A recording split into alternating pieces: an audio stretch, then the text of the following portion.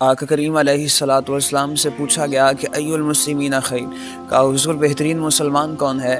جب یہ سوال کیا جاتا ہے تو ہمارے ذہن میں یہ خیال آتا ہے کہ جو کثرت صوم و صلات کا پابند ہوگا، جس کی راتیں تہجد کے مصلی پہ گزرتی ہوں گی، یا جس نے بہت سارا مال صدقہ و خیرات کیا ہوگا، یہ چیزیں اپنی جگہ ہیں۔ لیکن جب حضور سے پوچھا گیا کہ ای المسلمین خیر، کہا حضور بہترین مسلمان کون ہے؟ یہ بخاری مسلم کی متفق علیہ حدیث ہے۔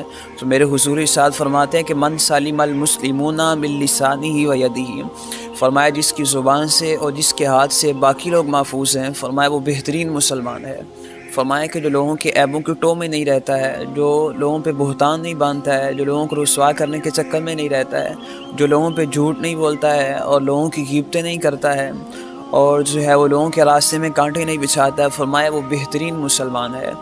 اب ہمیں دیکھنا چاہیے کہ لوگ ہمارے شر سے بچ رہے ہوں اور کسی کی عزت آبرو ہم سے محفوظ نہ ہو تو ہم کس طرح کے مسلمان ہوتے ہیں۔ یا آج اس دین کے اندر راستے میں سے پتھر ہٹانا صدقہ قرار دے دیا گیا ہو، اور جس کے اندر غیبت کرنے سے منع کر دیا گیا ہو۔ اور میرے حضور جب صحابہ کو جنگ کے لیے روانہ کرتے تو فرماتے کہ بچوں کو قتل نہیں کرو گے، کہا کہ بوڑھوں کو قتل نہیں کرو گے، فرمایا کہ عورتوں کو قتل نہیں کرو گے، اور فرمایا ان کی فصلیں تباہ نہیں کرو گے۔ تو جو اتنا لطیف دین ہو، جس کے اندر غیبت کرنے سے منع کر دیا گیا ہو، میرے حضور نے صحابہ سے ارشاد فرمایا، صحیح مسلم کے لفظ ہیں، حضور ارشاد فرماتے ہیں صحابہ جانتے ہو غیبت کس کو کہتے ہیں؟ تو فرمایا اللہ و رسول عالم، فرمایا اللہ اور اس کے رسول جانتے ہیں۔ تو میرے حضور نے ارشاد فرمایا کہ صحابہ تم اپنے مومن بھائی کا تذکرہ اس طرح کرو جس کو وہ ناپسند کرتا ہے۔ تو صحابہ نے عرض کی، فرمایا یا رسول اللہ اگر وہ عیب اس کے اندر موجود ہوں؟ تو حضور نے ارشاد فرمایا صحابہ اسی کو تو غیبت کہتے ہیں، عیب موجود نہ ہو اس کا تذکرہ کرنا، فرمایا وہ تو بہتان ہوا۔ تو جس کے اندر غیبت کر دینے سے منع کر دیا گیا ہو تو اس کے اندر یہ کیسے ہوگا کہ ہم ایک دوسرے کی دستاریں کھینچیں، ایک دوسرے کے جبے پھاڑیں اور لوگوں کو گرانے کے چکر میں رہیں، لوگوں کے عیبوں کی ٹو میں رہیں، لوگوں کے راستے میں کانٹے بچھائیں۔ یہ تو خوبصورت دین ہے۔ آپ نے بارہا مرتبہ علماء کرام سے سنا ہوگا کہ ایک فاحشہ عورت جا رہی تھی، کنویں کے پاس سے گزری تو اس نے دیکھا ہے کہ کتا جاں بلب ہے، تو اس نے اپنا موزہ اتارا اور اس کے ساتھ اپنا دوپٹہ باندھ کے کنویں میں سے پانی نکالا اور اس کتے کو پلایا۔ تو حضور فرماتے ہیں فاحشہ عورت تھی، لیکن جانور پہ رحم کرنے کی وجہ سے اللہ نے اس کی بخشش کر دی۔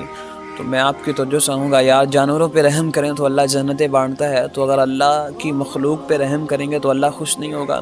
اور میرے شیخ فرمایا کرتے ہیں کہ اگر آپ کسی کے بچے کے سر پہ شفقت کا ہاتھ رکھیں اور اس کے گال سے ہلائیں تو اس کا باپ خوش نہیں ہوتا ہے، تو اگر آپ رسول اللہ صلی اللہ علیہ وآلہ وسلم کی امت سے پیار کریں گے تو اللہ آپ سے خوش نہیں ہوگا۔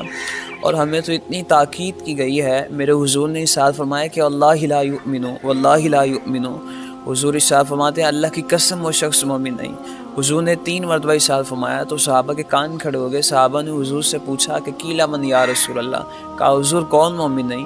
تو میرے حضور نے ارشاد فرمایا کہ قال الذی لا یأمن جارہ بوائقہ، فرمایا جس کا ہمسایہ اس کے شر سے محفوظ نہیں، خدا کی قسم وہ شخص مومن نہیں۔